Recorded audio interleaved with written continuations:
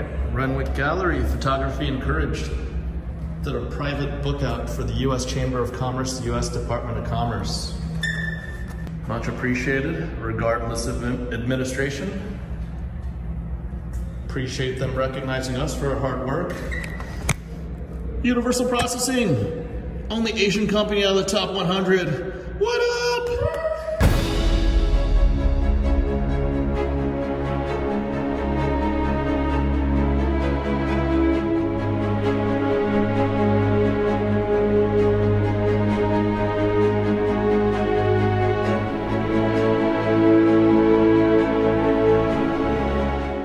All right, well, I didn't lie because I did have snacks, and I did say I'd get back.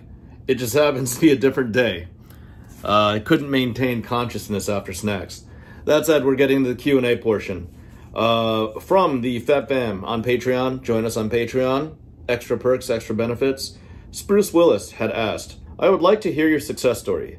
How did you start your journey, and then the journey to becoming a top 100 small business? Also something about life lessons, but I think I'll add as we go, and I'll apply that to all the questions. How do you start your journey and the journey to becoming a top 100 small business? I started out by actually trying to go into investment banking. I have very similar origins to Rudy because he has some background at Merrill Lynch. Merrill Lynch was the last investment bank I was at. I had started out at Morgan Stanley Dean Witter as an intern and then moved to Merrill. I was going to get my, Series 7, whatever, 6A, 6C, 73, 63, whatever it is. This was in my teens. And because I was a dumbass and I walked around with a 60,000, 50,000, whatever, 50,000 plus vintage Magic collection. Mind you, this is $50,000 worth of cards in 1996. I got robbed along with at Neutral Ground by three Asian folks at Neutral Ground, and I lost. I got blackballed from the investment industry. I started from literally the beginning of a payments company, a small little payments broker dealer. Worked my way up to through four positions, serving four of the largest 10 banks in the U.S. Across 7 years. And I ended up at JP Morgan, which was the industry leader, now is still the industry leader via Chase Payment Tech.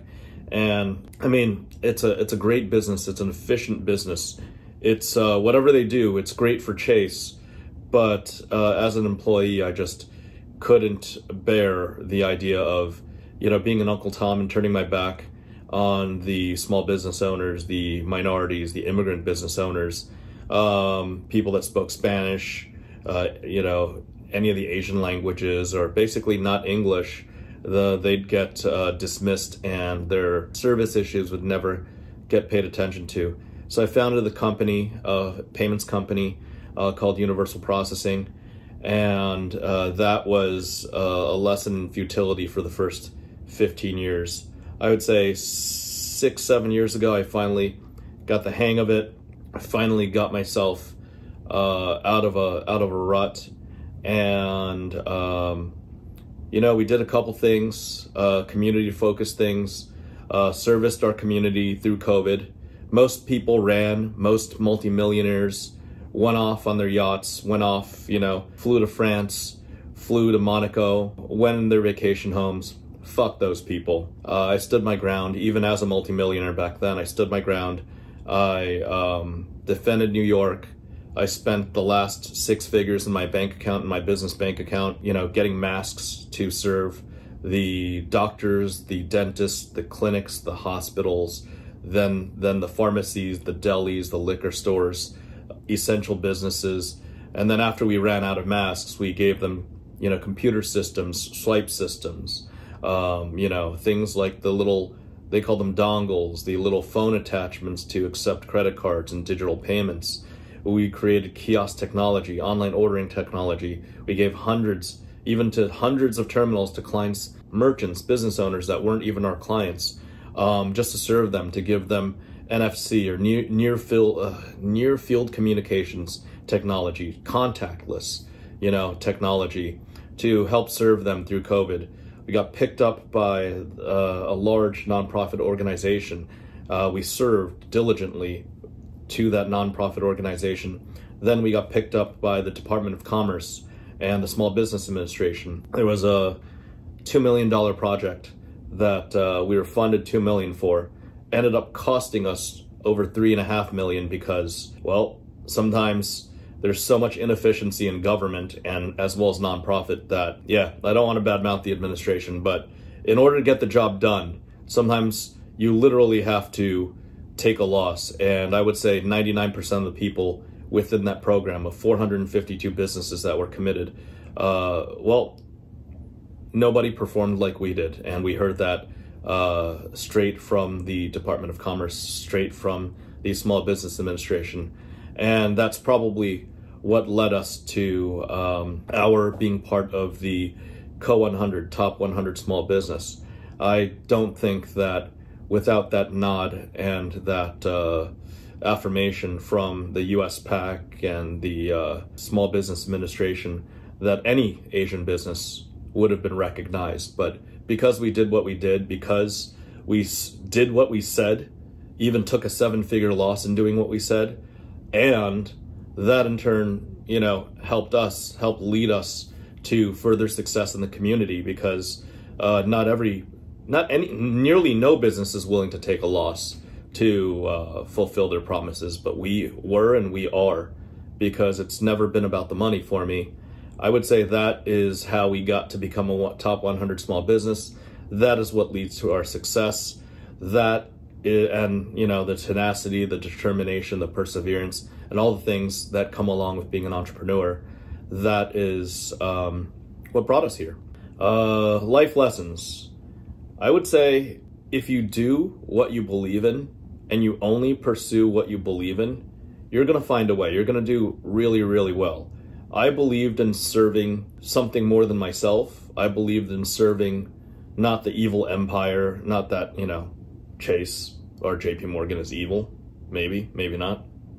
Look at the cap table.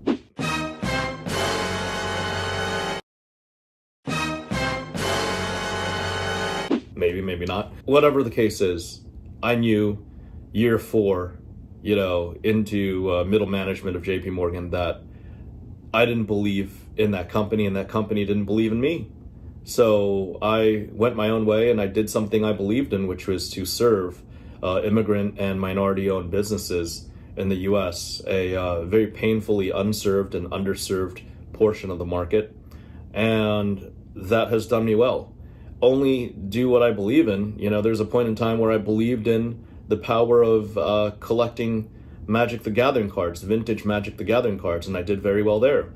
I believed and still believe in, you know, collecting flesh and blood cards, and I've made my waves. You know, some may say I'm one of the largest collectors, if not the largest collector, if not the only collector left in the world. And I believe in the game, I believe in the management, and I'm going to continue doing what I believe in. You know, at the scale that I can do 5, 8, 10 things that I believe in, and only 2 of them need to succeed, and I will come out on top. And even if all 10 out of the 10 next things that I do not succeed, I will still be fine. I will still not lose any sleep, because I've insulated myself, I've paid my dues, and, you know, that's what success looks like. That's what being independently wealthy means. But are you willing to give up 20 years, or 25 years, or even 30, or even longer than that it takes to do what you believe in, to actually achieve, you know, independent wealth? I don't know. That's up to you guys. Number 2, from Adish Guy. He had asked me, oh, I'd love to hear about the little window of you grinding it out at Dave & Buster's. Showed how tenacious a dog you have in you. Hearing you tell me about that blew me away and honestly motivated the fuck out of me. Thanks, Adish. And yep, I didn't mention that in the last question, but there was a stint, period in time, about 2015 to end of 2018, where early 2015 I was getting sued, and it was a civil suit. I was getting accused of something like 37 different counts of fraud, despite being the founder, CEO, and majority shareholder, meaning I built this shit. You know, one of my minority shareholders had tried to create a little mutiny. You know, nothing stings worse than getting betrayed by your own. But I was getting sued for about $8 million, which I didn't have at the time. I always say it's never been about the money, so it really made it apparent to the court, the New York Supreme Court, in which I was being sued at, that it wasn't about the money. I voluntarily paid myself $0 and froze all of my assets to show the court that I didn't have anything to hide, and we would not touch any bank account until everything was thoroughly investigated. Long story short, that actually took about 3.5, almost 4 years. So imagine not getting an income for about 4 years. That's what led to Dave & Buster's. 6 or 7 months into getting sued in that capacity and freezing my assets, I walked into a Dave & Buster's. I saw that a lot of the games were games of skill, and I was like, you know what, I've always been really good at video games since my childhood years and up until being a teenager. Let me re-engage these video games and see if I can do better than average. And I not only did better than average, I became an Advantage player. I joined one of the private Advantage play like Discords and Reddits and little groups, and met up with many Advantage players. And before you know it, I was making over $250,000, and then even nearly breached $500,000 a year in profit just by Advantage playing Dave & Buster's games. I think on Wednesdays I would go collect cards from their card vending machines. My wife at the time, because things are bad now, but my wife at the time and I had set up eBay, and we cleared about $80,000 consistently a year in profit off of these arcade cards, because parents would buy their kids these arcade cards. That's why I say about parents and kids and, you know, Pokemon cards. And we would be the sellers. We're the top sellers of these arcade cards. And there were probably 600 different SKUs, 600 different ID codes that correlated to our activity on eBay. And we sold the most volume throughout that time. And that was great. Played, you know, things like Flappy Bird, Crossy Road, Pop the Lock, Quick Drop, so many games, and we would just advantage play, and scale that to infinity, basically. It got so bad that in 2017, Dave & Buster's had to hire management consultants to investigate how it was humanly possible to be so good at these games. And then they actually ratcheted down. They halved the bonuses. They doubled the requirements. Like if you were gonna get like 10 points or something, they lowered it to 5, and then they halved it again. So they reduced the payouts by basically 8 times. There was a point in time where they tried literally excluding me and locking all of my accounts. Like they had this algorithm where if you popped 3 bonuses on 3 different machines within the same minute, for example, then you would automatically get locked out, because that's not supposed to be humanly possible, but it was. There were times where I literally had 6 bonuses paying out, or getting paid on 6 machines. They were going brrrr on 6 different machines. And yeah, they locked me out, and I sent nasty legal letters to their corporate office in Dallas. And then, you know, they fucked around and they found out. And as a result, the way that they limited that outlet at Dave & Buster's was by decreasing payouts to 1/8 of what they are. So nowadays, even if you're really good at video games, it's really hard to make more than like 40 to 50,000 a year playing full-time at Dave & Buster's. But back in the days, you could make surgeon money if you're really good. And I was fortunately really good, and that carried me through 3.5 years of litigation. I'm also a big proponent of not forgetting where you came from, and I still go to Dave & Buster's with my kid. I still, go to Half Price Wednesdays once in a while to blow off some steam. Half price games on Wednesdays, and it's because it's half price that that Wednesdays are the most lucrative and the most profitable cashing in days, because everything costs half, right? You gotta min-max, you gotta arbitrage. And the life lesson there is really that if you want to do something, really find something you like and find something you're good at. I like video games, I'm good at video games. I like finance, I'm good at finance. I like collecting, I'm good at collecting. And following up with that, like find something you're good at, preferably something like, and be the best at it. Be the best that you can be at whatever you do. If I was going to, you know, play just the tip in Flesh and Blood, I wouldn't have bought the large positions I'd bought. I wouldn't be out here creating Grandmaster sets, doing things, collecting at a scale that nearly nobody's seen before, at least in the world of Flesh and Blood. If I had left, you know, the best or the most secure company in the world, JP Morgan, to be an entrepreneur, if I was not, you know, loving it and I didn't have confidence that I'd be good at it, then I shouldn't have been an entrepreneur. So it was because I liked what I did, I was confident that I was good at it, that I went out and started a business. It's because I liked the game of Flesh and Blood. I thought it was a great game, and I've got the skill set of collecting multiple different genres and multiple different categories for decades, that I went as hard as I did into it. And if you're not passionate about it, if you're not good at it, and you don't want to be the best at it, I would argue that it's probably not worth doing. Yeah, thank you, Adish, for that second question. Last one, number 3, is from Ma and Gra. He said, just one simple question. How much did you sacrifice to be where you are now? How much did you sacrifice? You know, I mulled over that question and I still don't know how to properly answer it, other than I am always willing to sacrifice whatever it takes to succeed.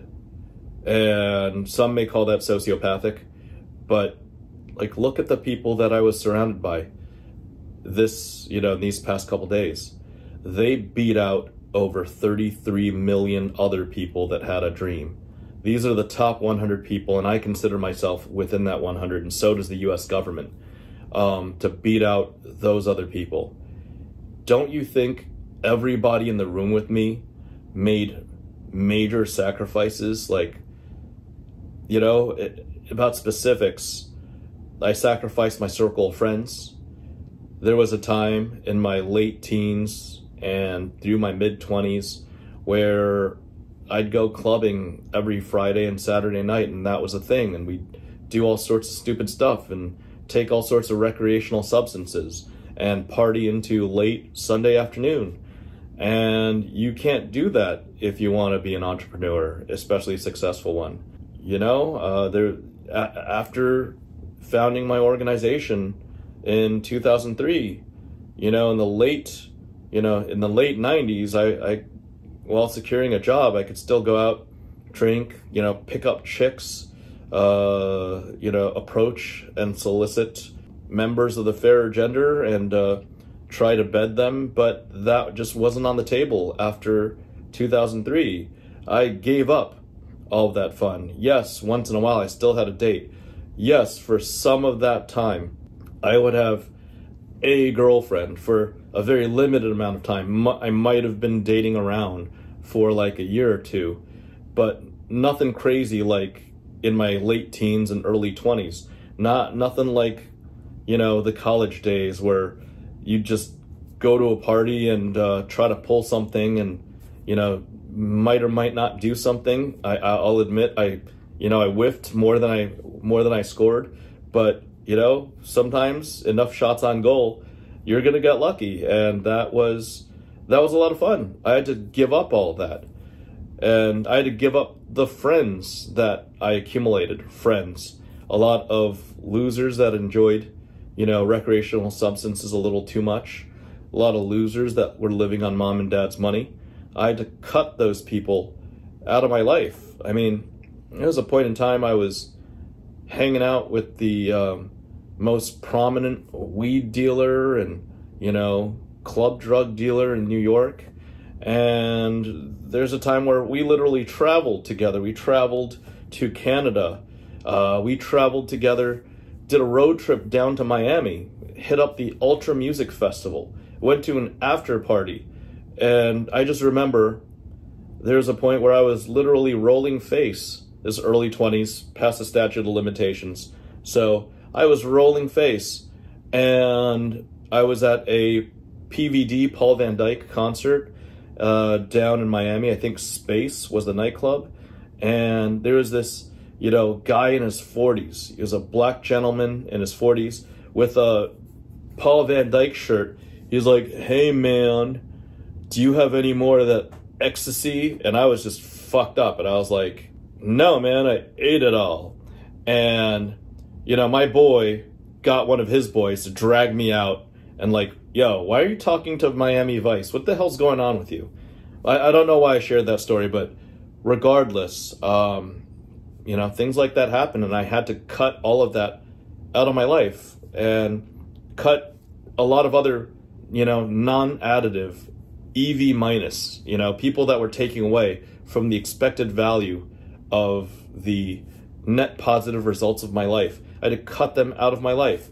I had to sacrifice my health, which I sacrificed for over 15 years.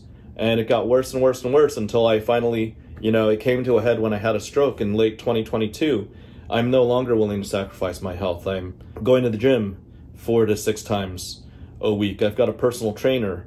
I've got a nutritionist. I, you know, make sure I'm on a strict regimen. And what else? Even family. A lot of people say family time. Oh, there's nothing great like family time. Yeah, family time's amazing.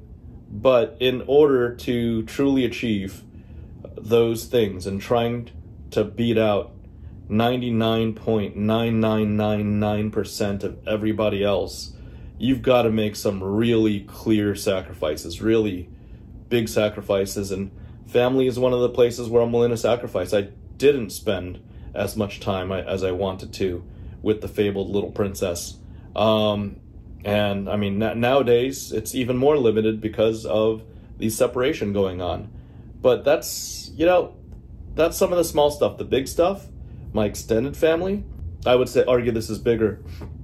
It's gotten to the point where I've literally had to cut off members of my blood, because at those Thanksgiving gatherings or New Year's gatherings or just random gatherings, after I started experiencing a certain level of success, it was like, "Oh, hey, Saint, you should listen to this business idea. Oh, yeah, wow, you know, if you just gave me 1% of what you have, you can become an investor and you can help me fulfill my dreams, and we're family." And that just became so repetitive, so repetitive. You know, then it was like, "Oh, hey, Saint, look, I've got some health issues. Hey, Saint, I've got car problems. Hey, Saint, you know, I'm looking to get a new house and I'm just a little short. If you could bridge me through." And it's like, no, I'm not your fucking bank. I've had to cut out more and more of my extended family, and I've got pretty decent sized. Father had 4 little brothers and 1 little sister, so that's aunts and uncles all over the place. Similar on my stepmother's side, and I just have to cut out a lot of these people. And that's from the senior, you know, 1 generation to 2 generations older than me. Same generation, you know, there's this Asian thing about parents comparing each other's kids.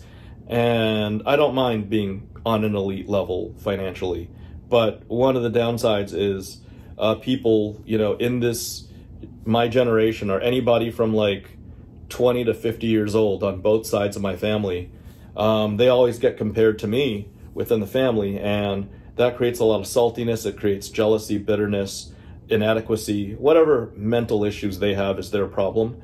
And I say that not only, if I'm saying that about my family, that applies to everybody on the planet. You are an underachiever, that's your own fucking problem. That's not my problem. I want to always overachieve, and, you know, other people's feelings, fuck all y'all feelings. Fuck all y'all feelings, because your feelings shouldn't get in the way of me and my ambition, because it's, you know, where I go is about where I want to go, not about how other people feel. That said, back to the sacrifice. Family, extended family, relationships are where I have to sacrifice. I'm lucky to say, fortunate to say, that I have about a group of 15 to 20 friends that are really solid, that I truly believe in. And, you know, the flip side of all the sacrifices and clearing out all that garbage, hundreds of club friends, hundreds of teenage friends, you know, dozens of extended family members, is that I can spend time with people that I want to spend time with. I try to surround myself with successful people. I do my best to cull the unsuccessful people and the people that aren't plus EV to me, plus EV to my life and my mental state. And that would be probably, those are the silver linings of the sacrifices that I made. And I still would say that there are many sacrifices that I will have to make in order to get where I need to go. One of the sacrifices is my prior domestic relationship, because whatever the arrangement was, that would not have gotten me where I want to go. I probably wouldn't even have been in the right mental state to perform properly in this past calendar year to become one of the 100 top small businesses if I did not make the decisions to separate like I did. And the takeaway here that I'd like to leave you all with is how bad, it's a question, but the question's valid. How bad do you want it? You know, everybody says they want something, but I say, how bad do you want it? Are you willing to sacrifice your health? Are you willing to sacrifice your happiness? Are you willing to sacrifice your social life? Are you willing to compromise that work-life balance? Are you willing to sacrifice your family in order to get where you want to go? If you're not willing to sacrifice all of those are all, then your efforts are only a half measure. I am and will always be willing to sacrifice everything and only stop short of putting myself into the ground to get where I need to go. And when I say only stop short, I literally only stopped burning myself, burning that candle at both ends, working, 16 to 20 hour days when, my heart and my circulatory system gave out and led to that stroke. If not for that, I would still be trying to, push and push and push and trying to squeeze out, instead of 16 to 20 hour days, let's do like 18 to 21 hour days and see if I can get by in 3 hours of sleep. That's how I think. And you know what? I would argue that's how really driven people think. There's no coincidences. How bad do you want it? This is how bad. All the sacrifices I made, grinding at Dave & Buster's, giving up a cushy corporate job, risking it all, losing money and running the business at a loss for 10 years. Even, taking up professional poker to support my business, support my beliefs. Being good at that as well. I wanted to be a poker pro, and I was achieving at probably 99.97 percentile, like top 0.03 percentile before I got my full tilt poker contract. I was qualified to be a Poker Stars pro, but Black Friday happened. How bad do you want it is the takeaway. If you want it bad enough, and if you're willing to do what it actually takes to find a way, then you should be able to succeed. I want to reference a story in another colleague who was selected as a top 10 out of the top 100. Husband and wife team from Utah. Husband was working for a small business. It was one single income family coming from the husband. The wife was like, oh, you're about to lose your job. We need to do this. We need to put down a list of what we're good at. And then we need to say, how do we really want this bad enough? Are we willing to create a different alternative method of doing business? And she was like, you know what? I'm really good at packing lunches and dinners for us. And then she packed hundreds of lunches and dinners and posted on Facebook and turned it into a $10,000 a day business immediately. And because she wanted it that badly, because he and she were like, this single income family thing is bullshit, let me go scale up my business. And 5 years later, running, headquartered out of Utah, they're at 200, 250 employees. They've got, nationwide logistics. They're sending meals to and from. I forgot their name. It was just last night. There were so many businesses that were highlighted. But they wanted it really bad. They gave up everything. They sacrificed time with their kids. They used up all their life savings to create this business. They wanted it bad enough, and they did everything necessary to succeed. And I'm proud to call them my peers. I would even say that on a year-to-year basis, their food delivery business probably makes more money than my financial network. Valuation-wise, that's a different story. But still, that's amazing for a husband and wife in 5-6 years to have more employees than me. And I've been doing what I do, as an entrepreneur for 21 years, but there's no jealousy. There's nothing but respect, because they wanted it that bad that they went into the food service industry and they kicked ass, took names. And, last night we were at the same gala that we were sitting at the top being recognized by the US government. So that concludes the questions that were provided by the FaB fam. I appreciate it. One last takeaway to leave out 5 points. I said this in the intro video. Hopefully the intro video will feature that, at the very beginning. It's October now. We're gonna know who our new president is within 30 days of this video releasing. And I'm really, really, really not a partisan guy. And I'm gonna say, politics don't matter. What party wins doesn't matter at all. 99% of your success is incumbent on you yourself, going out, making the sacrifices, doing what you're needing to do, making sure you're doing something you're good at, making sure you do something you like, making sure that you want it bad enough.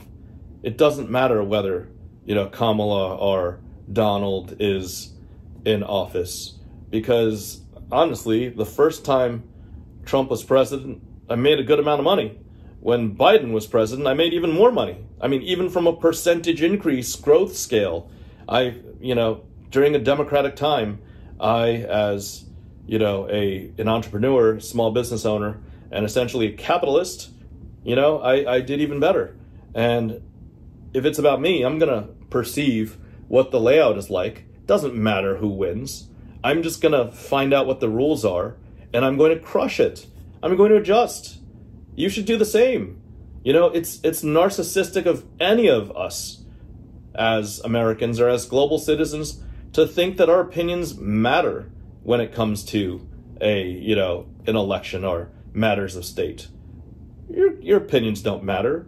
People on Facebook wasting brain cells and wasting digital bandwidth, their opinions don't matter. Sure, go vote. Shut the fuck up and vote.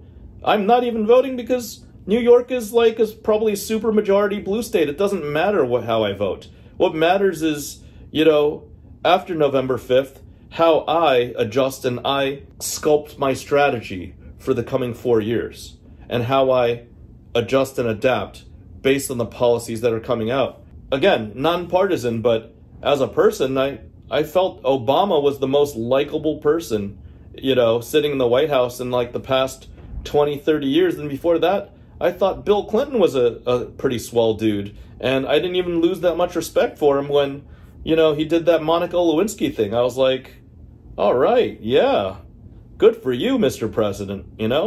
That's how I felt about it. But I didn't vote for any of them, and I don't care. I probably made the least amount of money through the Obama administration, and I did much better through Trump, did much better through Biden, and it doesn't matter who's next. The party really doesn't matter. What matters is how you adjust your expectations and how you hone in on your own skill set and how you develop yourself, because it really is all up to you. Everything else is just noise. And again, your opinions, especially your political opinions, they don't fucking matter. Go out, make the sacrifices, like set a target and go do something. Or else, you know, you're always just going to be part of the other 99%. It takes so much to be that, you know, part of that sub 0.01, whatever that number is. And again, I just feel very fortunate to have been nominated, to have been selected, and to show up and take that seat at the table. That said, this episode is just me talking about a slice of life. It's a momentous occasion for me, and I guess due to the drought and the scheduling issues, it was timely. So hope you guys liked it. If you like it, great. Please comment. Tell me what you liked about it. If you don't like it, you can talk all the shit you want. It's not going to change the fact that you suck and you're jealous and I'm independently wealthy. Fuck off. That said, remember to like, comment, subscribe, twiddle that notification button. If you want to be part of the folks that have input on our creative strategy, join our Patreon for $4.99 a month. All that goes to Yanji. Don't worry, it's not going to Yanji's poker. It's going to Yanji's flesh and blood activities and his support of the FaBled Runaways. Let's go Runaways, everybody. All right, guys. That's it. Bye.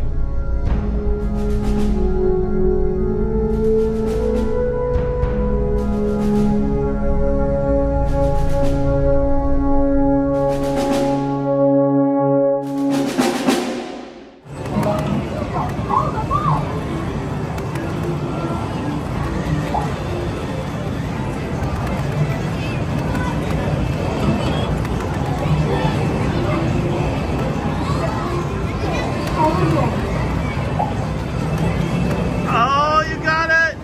You got it! You got it! It's 172! There you go, little baby.